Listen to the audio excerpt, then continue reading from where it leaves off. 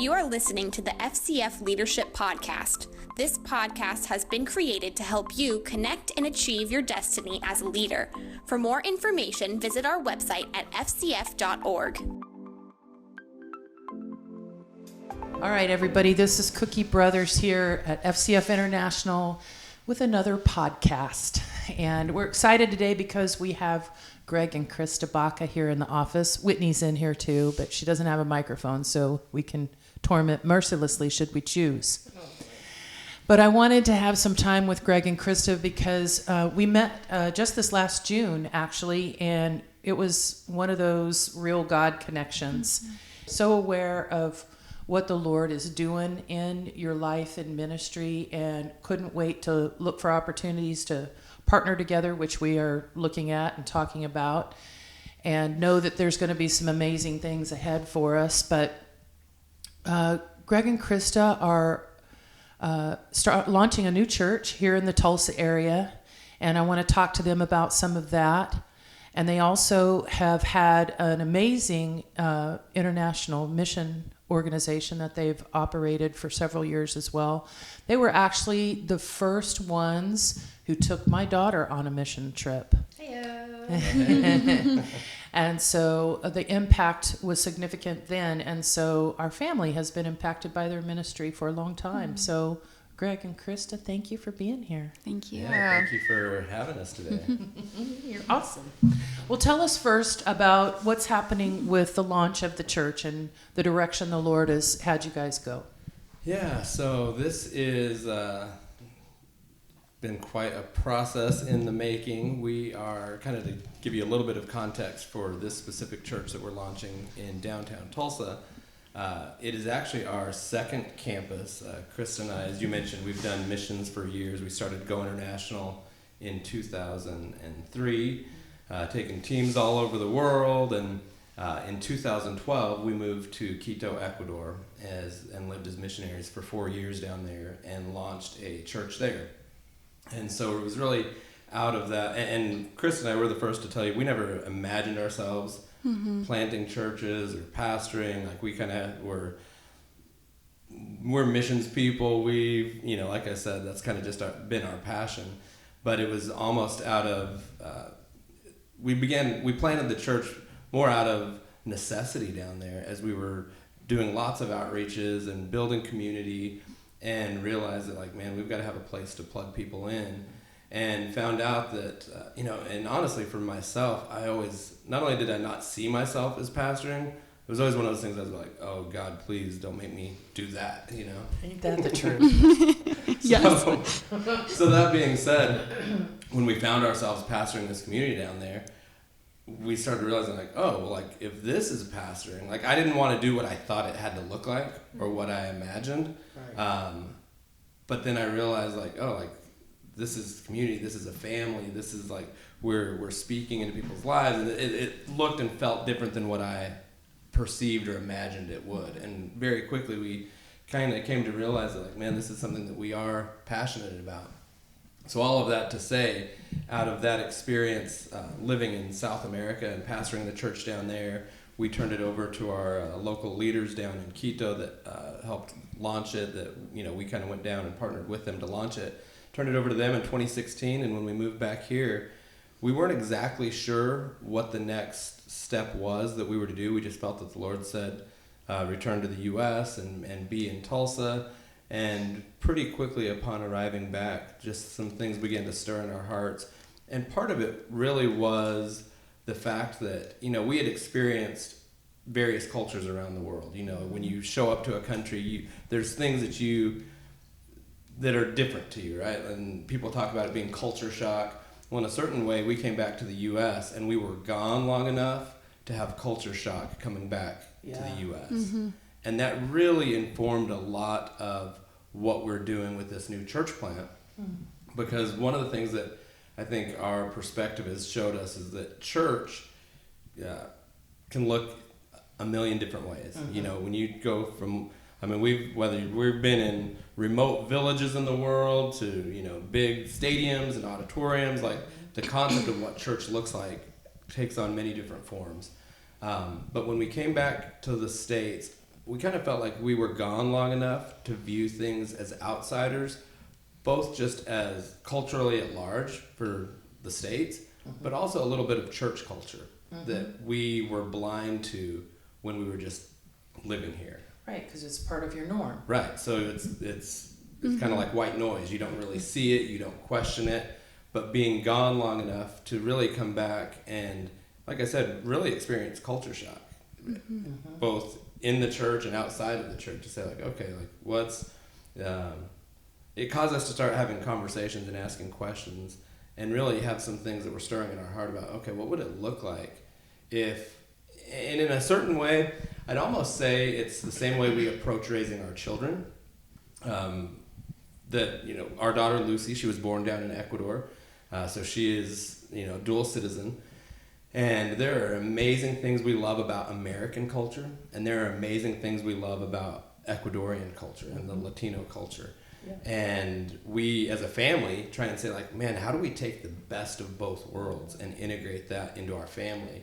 And in a certain sense, that kind of informs what we're doing with the, I'd say maybe our DNA of the church that we're launching here in Tulsa, is how do we take kind of things that have maybe impacted us in both nations. And particularly, I think one of the things that we walked away with from being living in Ecuador is just the relational aspect, you know, as well as when I talk about just culture shock with culture at large.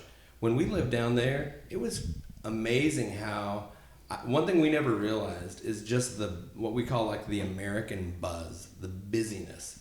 Like when we'd fly from Ecuador and literally like that plane landed in Miami, you get off the plane and you just felt a stress that everybody carried. Just schedules and appointments and calendars, and you know, it's like almost schedule trumps people. Versus living down there is more people trumps schedule, people trumps calendar. And so all of that to say, this was what was happening in the background when we first started to say, what would it look like if we were to launch a church? What would that feel like? And it was some of those conversations that really we started having 2 years ago, that now as we've been meeting in homes and we've been renovating a building downtown, we're just getting ready to open the doors, that have really kind of informed what we're creating. And I think that like as we were considering like, is this something that we want to do? Is this like the next direction that God has for us? I feel like out of the woodwork, just people kept coming to us and they'd be like, I just am longing for community. And that was something that we had experienced on such a deep level. Like Greg said, it's just it's intertwined to every single moment of living in a nation like Ecuador, such as like lunchtime. You know, what we do on the weekends with our family, they do every day for lunch. You know, it's like everybody takes off and they go and they have lunch together and it's this beautiful meal. And then what they do on the weekends is more like what we do for Thanksgiving. And that happens every single week. And it's friends, it's family, and really you get kind of thrown into that because you really wouldn't be respected in the community if you weren't spending time with your family and you weren't making them a priority. And so it kind of really created in us like this shift towards, you know, we were relational people before we got there, but we delved into a deeper level of relationship. And really, I feel like as we've been planting this, being in homes, having dinners together, we have felt this great sense of community just really begin to thrive. You know what, this is kind of a big buzzword, if you will, Sure. right now, and that's the word community. Yeah. And tell me what that means for you guys in the launch of this church. And by the way, what's the name of the church? It's called One TUL, or One Tulsa. I love it. Yeah, so it is one of those words that, you know, just like anything, you can say a word, and if you're not living it and demonstrating it, and doesn't have flesh to it, it's just a word. And we talk about this all the time with our team. It's like you can put your core values up on a wall, and that's just a poster. It doesn't mean anything. The question is like, how do you flesh that out? Right. What does that actually look like? What does it look like to be people-centered and community-oriented. Because just because you have it on a nice flyer or something doesn't Yeah, I think mean Andy anything. Stanley says your mission, vision, core values are what you have on the wall, but your culture is what's happening down So the hall. true. Yes. And So, Culture exists. And that's Yeah. really what we've been doing for the past 2 years. And one of the things that I would just say is like one of the things we felt very strongly about in launching this is we really felt in our heart that we were to not go through a church planting organization, which we there's some part of us wanted to, there's something that's great. And we're thankful that those exist. Yeah, right? there's some great We are tools out big there. believers in systems and, not having to reinvent the wheel. And that's why it's ultimately important that everybody's being true to what they feel that the Lord is speaking to them. absolutely. In our case, we felt like we were to not go through a church planting model and kind of create blank canvas in a certain sense. And so that's taken a little bit longer, but part of it too was the thought of like, because there's so many voices and there's so many even experts on this is how you do it. And I think while I'm a believer in systems, I think there is some downside to it as well. If everybody's doing the same thing, if everybody's following the same playbook at a certain time, there has to be some level of innovation. You can't just continue to follow the same playbook. Right. And so we really just felt in our heart that we were to kind of say, okay, we're going against, in a certain sense, not going against, but we're just not following the playbook of quote unquote experts. We just felt to begin to create in kind of, like I said, blank canvas spaces and really get clear about what it is that we felt like we were creating and what the heart and the mission and the focus behind it was.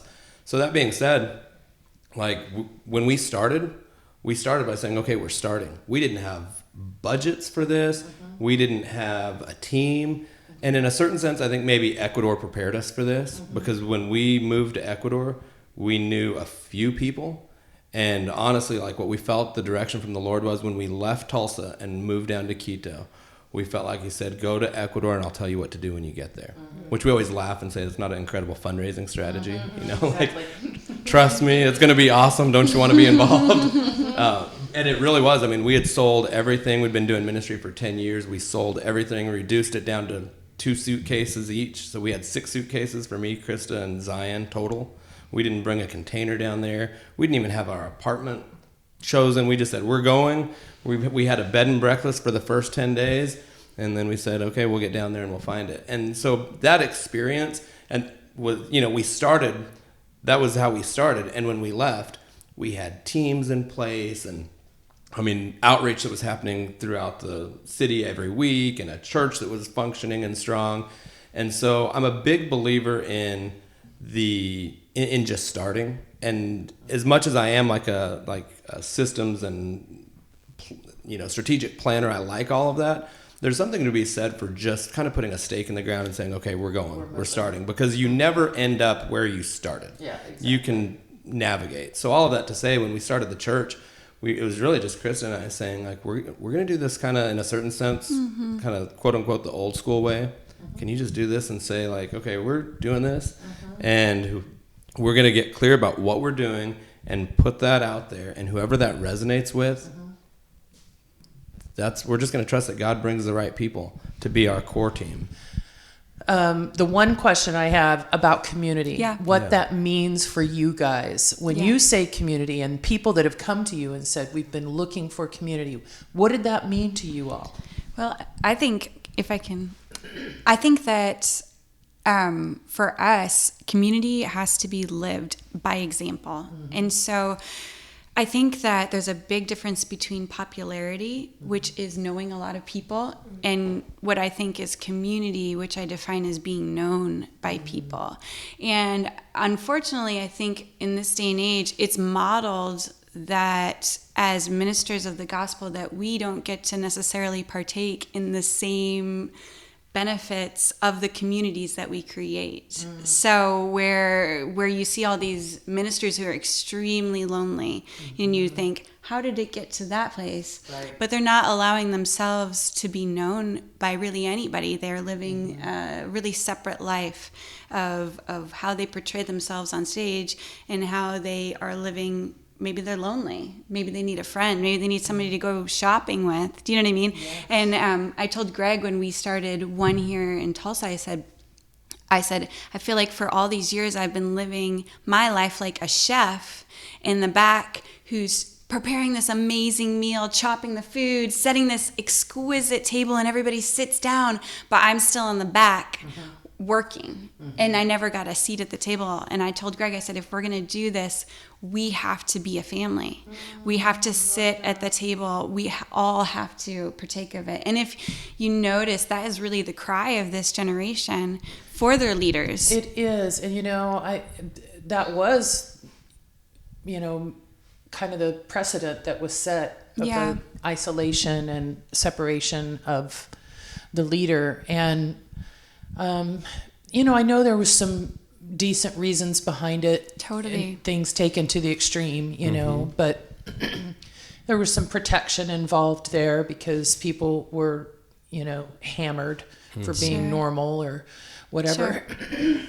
Pardon me. But so I understand some of it, but you're right. If there's not the real connections and the real relationships Yeah. and the real life examples set before us, then how do people really get how to live this out? Right. And it's like really for us even opening our home, the thought of the practice, it says in the Bible, practice hospitality. Well, that means that it's something you have to practice. It's not easy to open your home. It's not easy to have people walk into your home and see. For me, maybe that is a little messy sometimes. Or there's crumbs on the table, or I'm a human. Do you know what I mean? Right. There's a tendency to want to just even hide our humanity away. Right. Do you know? Right. To me, it's also, I guess, like for us, it is the thought of, I think it's a necessity in leading this next generation. Absolutely. Because you have to be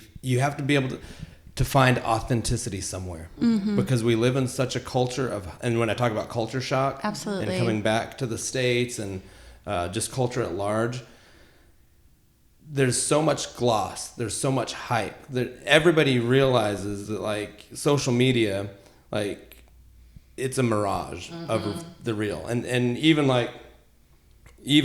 take it politically, like the catchphrase that you'll always hear on the news is like fake news or whatever, but like one person's news is another person's fake news. It's a thought of like, what is true? What is real? What is authentic? And I think people are looking for like, are you real? And so for us, that means that we kind of just, maybe it's a little messier in some ways, because it's easier to just kind of stay on your quote unquote leadership platform and not have to engage a ton or whatever. But like it's very easy to just be us because we're just us. Yeah. And so come over to our house. We're not having to think or stress about it. And we just lead from a position of like, from the beginning, we don't have it all figured out and we're not perfect people. So if you're finding that we don't have it all figured out and we're not perfect people, we agree with you. And now it just takes that argument off the table. But it is a thought of like, we want you to see, like, honestly, like one of the things that we hear the most from our team that was completely unintentional, that we didn't set out to do. It wasn't like part of a church planting strategy or anything like that. But it's when people come to us and say, I think one of the things that's made the biggest impact in my life is watching how you are with your kids. And it will always be about stuff that we weren't even, it wasn't part of a strategy. It wasn't what was intentional. We weren't doing it. We weren't saying like, hey, let's just let people see how we raise it. Because to us, how we raise our kids is just normal. But it's something that we hear over and over again from our team is just like, you're setting an example for how I want it to be with my kids. Yes. And that's just a random example of like, I think just inviting people to do, and it sounds so cliche. What does that mean to do life together? But really it's like for us, community is just, I think it's going back to like, what is what do we even mean? I guess the other question I would ask is, well, what is church? You know, I think church is community. I think like the body of Christ, and even as we're planting this church through the filter of, we're not trying to build an organization. We literally, like the church itself, and I told you we're renovating this building downtown. We're calling it a building downtown because the building isn't the church. Right. We understand that. The church is the people. Right. But it's this thought of like, what does it look like to in our everyday life? Like, and I don't know, are people part of our church if they can't come on Sundays, but they're at our house for dinner on Wednesdays? I say yes. It's a little bit different, but at the same time, and probably our approach to church planting and being pastors, we're missionaries. I was going to say, that's why the Lord called you to do it differently, because there's specific things he wants you to do for the people he's called you to. Yes.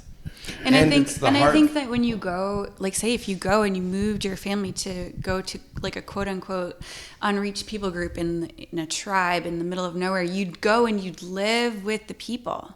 And I think that we've forgotten that. Like we have to live with the people. We would be like bridging, so you know what I'm saying? That is so good. Yeah. Can you imagine? Yeah, sorry. Yeah. No, go ahead. Exactly what you're saying. Like we hear these stories from great men and women of God from the past, missionaries going into tribes, and like, you know, we know these stories in our churches, and it's like, oh man, they're going and it's into the Amazon and they're at this tribe, but their strategy wasn't, so I'm going to show up and build a building and then I'm going to make them come in and that's how we're going to do missions. That's how we're going to preach the gospel. Right. It wasn't limited to finding a location and having people show up to that location. It's great to have a location. I mean, and I've preached in churches and thatched huts around the world, you know, like it's, you have to have a space to gather. Right. But you need to be connecting with people outside of the gathering. So what I hear you saying, which, by the way, if I'm accurate, I love, is that instead of putting on our Christianity, we be Christians. Right. Yes. All the time, everywhere, with everybody. Our tagline, our mission statement for one is reclaim the art of living. Oh, I love that. And the thought behind it, what do we mean when we say reclaim the art of living? I think probably our international travels and working with so many different, you know, working within the context of so many different belief systems and religious views around the world. I don't think Christianity is immune from being just a religion, if that makes sense. Where Absolutely. It's like you know the right things to say, you know the right language to speak, but you kind of miss the actual point, the gospel at large. I'm not saying everybody does, but it's possible to live in a context where you know the rhythms and you know the practices, but the I guess the revelation of the reality. Yeah. So to me, reclaim the art of living, the whole thought behind it is it goes back to the point of creation.